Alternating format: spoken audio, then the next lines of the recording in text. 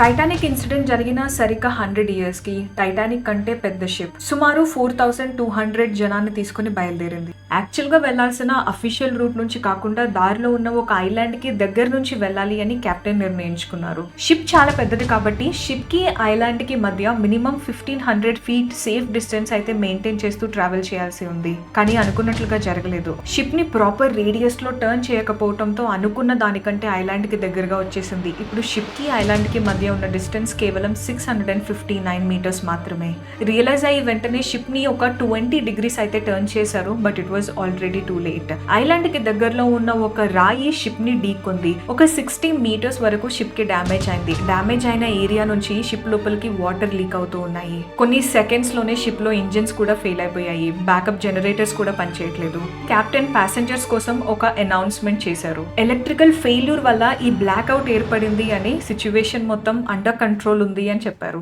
ఇది తెలిసిన ప్యాసింజర్స్ అందరూ కాస్త రిలాక్స్ అయ్యారు. కానీ ఒకవైపు షిప్ ఇంజిన్ ఫెయిల్యూర్, ఇంకొక వైపు లోపలికి అతి వేగంగా లీక్ అవుతున్న వాటర్. కానీ ఇక్కడ అన్నిటికంటే ప్రమాదకరమైన విషయం, ముంచుకొస్తున్న ఆపద గురించి ఏ ప్యాసింజర్స్ కి తెలియకపోవడం. They were not prepared. అసలు కెప్టెన్ ఎందుకని షిప్ ని ఐలాండ్ దగ్గర నుంచి తీసుకెళ్లాలనుకున్నారు? ఎందుకని కెప్టెన్ ప్యాసింజర్స్ దగ్గర నుంచి నిజాన్ని దాచిపెట్టారు? పదండి చూద్దాం కోస్టా కంకోడియా డిజాస్టర్ గురించి.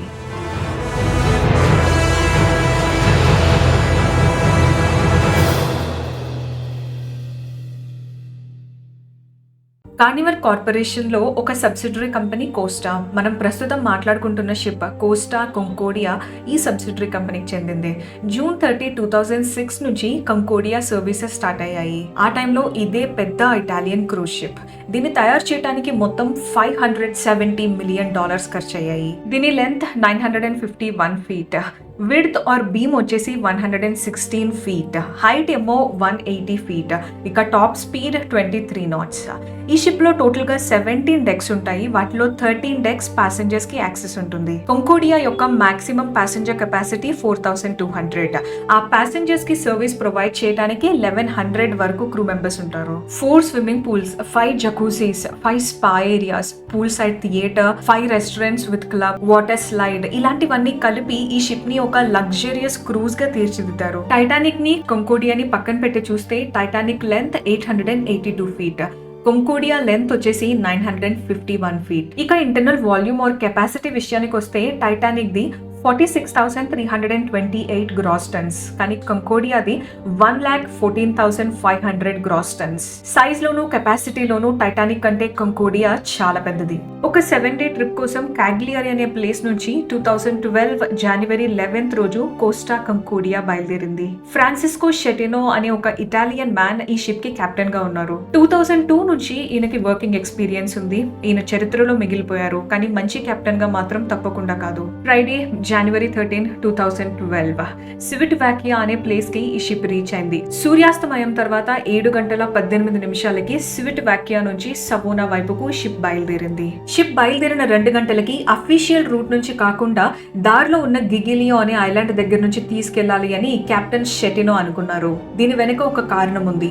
కొన్ని సంవత్సరాల క్రితం షెటినో మారియో పాలెంబో అనే వ్యక్తి కింద పనిచేశారు. కెప్టెన్ మారియో పాలెంబో గిగిలియో ఐలాండ్ కి చెందిన వ్యక్తి. ఐలాండ్ దగ్గర నుంచి వెళ్లేటప్పుడు మారియో పాలెంబో గౌరవార్థం షిప్ నుంచి సైరన్ మోగించాలి అని కెప్టెన్ షెటినో అనుకున్నారు. యాక్చువల్ గా క్రూ మెంబర్స్ గౌరవార్థం ఇలాంటి పని చేయడం సర్వసాధారణమే. దీన్ని సెయిల్ బై సెల్యూట్ అనే పేరుతో పిలుస్తారు. ఐలాండ్ దగ్గర నుంచి షిప్ ని తీసుకొని వెళ్ళటానికి ఇంకొక కారణం కూడా ఉంది. షిప్ లో ఉన్న ప్యాసింజర్స్ ఐలాండ్ యొక్క వ్యూ ని చూడొచ్చు అని, ఐలాండ్ లో ఉన్న వాళ్ళు రాత్రిపూట సముద్రంలో ప్రయాణిస్తున్న కోస్టా కంకోడియా యొక్క అందాన్ని చూడొచ్చు అని కెప్టెన్ భావించారు.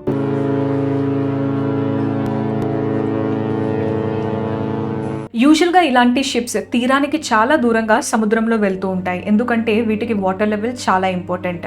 ఒకవేళ వాటర్ లెవెల్ తక్కువగా ఉంటే సముద్రం అడుగున ఉన్న రాళ్లు షిప్ అడుగు భాగానికి తగిలే ప్రమాదం ఉంటుంది. కాబట్టి షిప్ కి ఐలాండ్ కి మధ్య 1500 feet సేఫ్ డిస్టెన్స్ అయితే మెయింటైన్ చేయాల్సి ఉంది. కానీ కెప్టెన్ కి బ్రిడ్జ్ డెక్ ఆఫీసర్స్ కి మధ్య చిన్న మిస్కమ్యూనికేషన్ వల్ల షిప్ ని ప్రాపర్ రేడియస్ లో టర్న్ చేయలేదు. అప్పుడు టైం సుమారు 9:40. ఐలాండ్ కి చాలా దగ్గరగా షిప్ ప్రయాణిస్తుంది. అనుకోకుండా ఒక పెద్ద సౌండ్ వచ్చింది. షిప్ మొత్తం కంపించిపోయింది.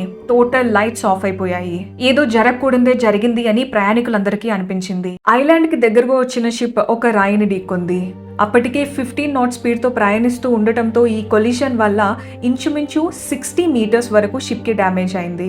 డ్యామేజ్ అయిన చోటు నుంచి షిప్ లోపలికి వాటర్ లీక్ అవ్వడం స్టార్ట్ అయింది. బ్లాక్అవుట్ అయిన వెంటనే ship third officer Andrea Corolo engine room వైపు పరుగులు తీశారు. డోర్ తీయటానికి కూడా వీలు పడకుండా ఇంజిన్ రూమ్ లో మొత్తం వాటర్ తో నిండిపోయింది. 9:52 చీఫ్ ఇంజనీర్ మరియు engine room officers emergency diesel generator ని స్టార్ట్ చేయడానికి ప్రయత్నించారు, కానీ ఫెయిల్ అయ్యారు. ఈ సిచ్యువేషన్ అంతటిని చీఫ్ ఇంజనీర్ కెప్టెన్ కి ఇన్ఫార్మ్ చేశారు, కానీ కెప్టెన్ దీన్ని సీరియస్ గా తీసుకోలేదు. అదే టైంలో కెప్టెన్ దగ్గర నుంచి ప్యాసింజర్స్ కి ఒక అనౌన్స్మెంట్ వచ్చింది. ఎలక్ట్రిక్ ఫెయిల్యూర్ వల్ల బ్లాక్అవుట్ ఏర్పడింది. It's just a blackout and situation is under control అని చెప్పారు. ఇది విన్న తర్వాత ప్యాసింజర్స్ అందరూ కాస్త రిలాక్స్ అయ్యారు. అప్పటికే వేగంగా ఉన్న షిప్ ఈ కొలిషన్ తర్వాత కూడా ఐలాండ్ నుంచి దూరంగా సముద్రం లోపలికి వెళ్తూనే ఉంది. ఇంకా ముందుకు వెళ్లి ఒకవేళ షిప్ మునిగిపోయినట్లయితే సముద్రం మధ్యలో పరిస్థితి భయంకరంగా ఉంటుంది అనుకుని సరిగ్గా 10 గంటలకి కెప్టెన్ షెటినో షిప్ ని ఐలాండ్ వైపుకు తిప్పాలి అని నిర్ణయించుకున్నారు. యూటర్న్ తీసుకోవటం వల్ల షిప్ కాస్తంత రైట్ సైడ్ కి టిల్ట్ అవ్వటం మొదలైంది. షిప్ యొక్క అన్యాచురల్ బిహేవియర్ ని గమనించిన హార్బర్ వాళ్ళు 10:07 షిప్ ని కాంటాక్ట్ చేశారు, కానీ కెప్టెన్ మాత్రం ఇది జస్ట్ బ్లాక్అవుట్ మాత్రమే, ఎటువంటి ప్రమాదం లేదు అని చెప్పారు. చూస్తూనే 4, 5, 6, 7 డెక్స్ లోపలికి వాటర్ వచ్చేసాయి.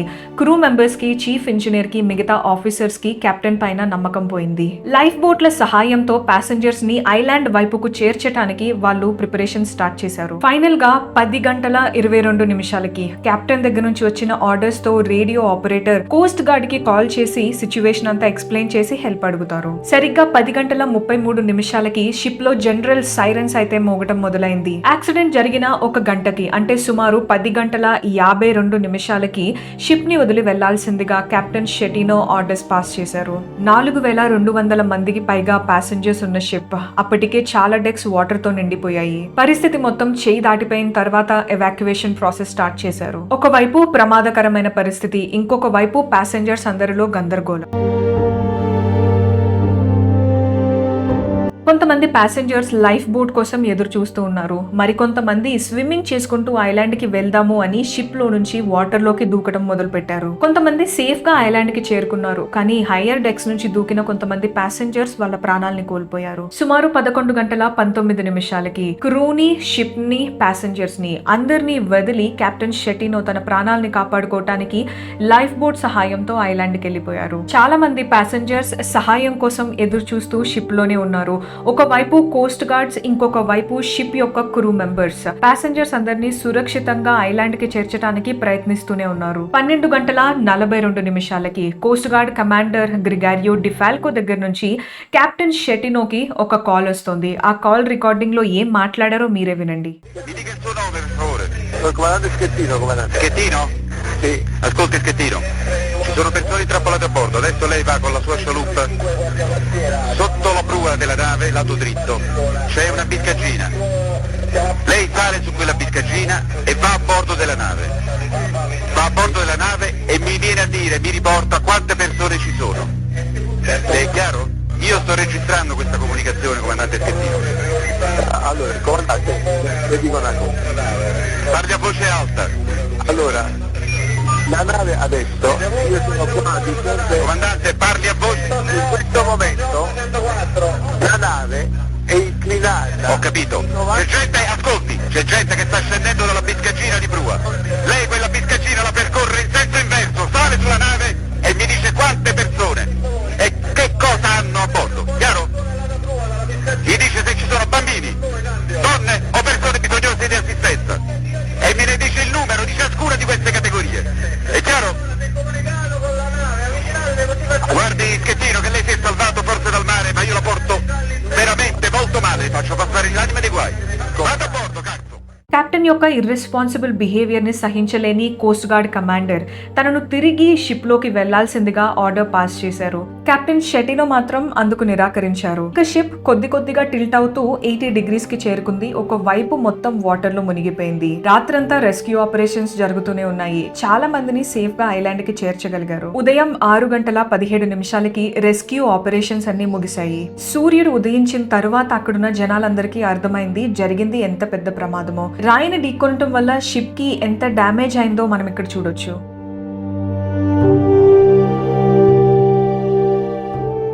ఈ ప్రమాదంలో మొత్తం 32 మెంబర్స్ చనిపోయారు. వాళ్ళలో 27 ప్యాసింజర్స్ అండ్ 5 క్రూ మెంబర్స్ అయితే ఉన్నారు. మోస్ట్లీ చనిపోయిన వాళ్ళ బాడీస్ లోవర్ డెక్లోనే దొరికాయి. ఒకవేళ కెప్టెన్ సరైన టైంకి ఇన్ఫర్మేషన్ ఇచ్చి ఉండుంటే ఆ 32 మెంబర్స్ కూడా బ్రతికి ఉండేవాళ్ళు. బేసికలీ గిగిలియో ఐలాండ్ చాలా చిన్నది, కానీ అక్కడ ఉన్న ప్రజల మనస్సు మాత్రం చాలా పెద్దది. ఎందుకంటే రెస్క్యూ చేయబడిన ప్యాసింజర్స్ వాళ్ళ ఇంట్లో ఉండటానికి చోటిచ్చారు.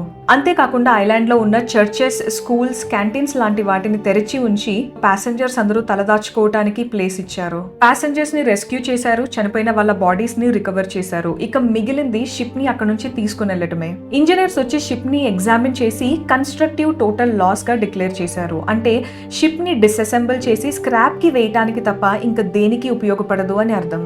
అయితే ఈ ప్రాసెస్ లో చాలానే ఛాలెంజెస్ ఉన్నాయి. ఎందుకంటే షిప్ లో 19 lakh లీటర్స్ ఆఫ్ ఫ్యూయల్ ఉంది. ముందు దాన్నంతటిని ఖాళీ చేయాలి. 12th February 2012 కి ఆయిల్ రిమూవల్ ప్రాసెస్ ని స్టార్ట్ చేశారు. నెక్స్ట్ టాస్క్ వచ్చేసి ఆ షిప్ ని అక్కడ నుంచి తీసుకుని వెళ్ళటం. యాక్చువల్లీ అది వర్కింగ్ కండిషన్ లో లేదు కాబట్టి ఫస్ట్ దాన్ని వాటర్ లో తేలేలాగా చేసి వేరే షిప్ సపోర్ట్ తో టో చేసి తీసుకెళ్లాలి. 2013 ఏప్రిల్లో ఈ ప్రాసెస్ స్టార్ట్ చేశారు.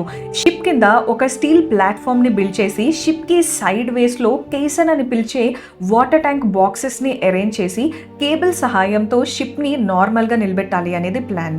September 16, 2013 ఫైనల్ గా కోస్టా కొంకోడియా దాని కింద అరేంజ్ చేసిన ప్లాట్ఫామ్ పైన నిలబడింది. ఒక వైపు అంతా క్రష్ అయిపోయింది. ఇంకొక వైపు కూడా కేసన్ బాక్సెస్ ని అరేంజ్ చేశారు. ఆ బాక్సెస్ లో ఉన్న వాటర్ ని తీసిన వెంటనే షిప్ దానంతటా అదే ఫ్లోట్ అవ్వటం మొదలైంది. 2014 జూలైలో కోస్టా కంకోడియా తన ఫైనల్ డెస్టినేషన్ ఇటలీలో ఉన్న జెనోవా వైపుకు బయలుదేరింది. 10th July 2017 కి డిస్మాంటిల్ అండ్ రీసైకిల్ ప్రాసెస్ పూర్తయ్యాయి. ఇక్కడితో అంతా అయిపోలేదు. కోర్ట్ కేసెస్ ఒకవైపు పెండింగ్ లోనే ఉన్నాయి. ఈ షిప్ కంపెనీ సర్వైవ్ అయిన ప్యాసింజర్స్ కి వాళ్ళ టికెట్ ప్రైస్ రిటర్న్ ఇవ్వడంతో పాటు ఒక్కొక్కరికి 11,000 euros అంటే నియర్లీ 10 lakhs కాంపెన్సేషన్ ఇచ్చారు. ఇక ప్రాణాలు పోగొట్టుకున్న ప్యాసింజర్స్ వాళ్ళ కుటుంబానికి కొంత కాంపెన్సేషన్ ఇచ్చారు. ఎంత అమౌంట్ ఇచ్చారు అనేది డిస్క్లోజ్ చేయలేదు. కోస్టా కంకోడియా యొక్క డిజాస్టర్ కాస్ట్ అక్షరాల $2 billion, ఇంకా తిరిగి రాని 32 lives. ఈ జరిగిన ప్రమాదానికి ముఖ్య కారణం కెప్టెన్ ఫ్రాన్సిస్కో షెటినో అని చెప్పొచ్చు. ప్యాసింజర్స్ దగ్గర నుంచి నిజాన్ని దాచటం, ప్రాపర్ టైం కి ఇన్ఫర్మేషన్ ఇవ్వకపోవటం, ఇర్రెస్పాన్సిబుల్ గా షిప్ ని, క్రూని, ప్యాసింజర్స్ ని వదిలేసి ఐలాండ్ కి పారిపోవటం, ఇవన్నీ సరిపోవన్నట్లుగా కోర్టు ముందు అబద్ధాలు చెప్పి తన తప్పును దులుపుకునే ప్రయత్నం కూడా చేశారు. యాక్చువల్ గా షిప్ 60 degrees కి టిల్ట్ అయినప్పుడు యాక్సిడెంటల్ గా తను లైఫ్ బోట్ లో పడిపోయినట్లు కోర్టు ముందు చెప్పారు. కానీ కోర్ట్ ఈయన ఎక్స్ప్లెనేషన్ కి కన్విన్స్ అవ్వలేదు. 2017 లో కెప్టెన్ ఫ్రాన్సిస్కో షెటినోకి 16 years జైలు శిక్ష పడింది. ఇక్కడితో కోస్టా కంకోడియా యొక్క ఘట్టం ముగిసింది.